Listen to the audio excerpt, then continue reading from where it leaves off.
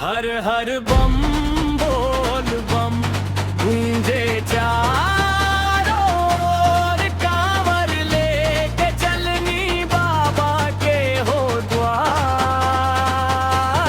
हर हर बम बोल बम मनवा भूल भरमार, बोल इस हर हर बम बाबा के जयकार। भगवा रंगवा में सजल बा देहिया, भोले बाबा के नाम जपे नगरिया। सुल्तानगंज से उठवल कांवरिया, देवघर पहुंची करब जलधारिया।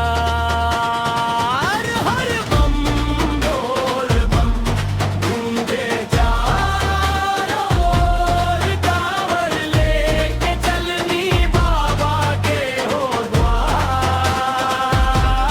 हर हर बम बोल बम मनवा झोर, बोल इस हर हर बम बाबा के जयकार।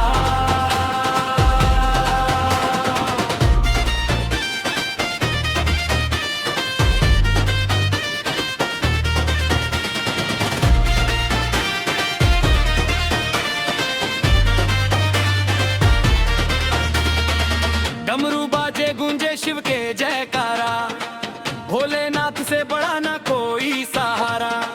मन के मुराद आज पूरा हो जाए, बाबा के कृपा से किस्मत चमकाई।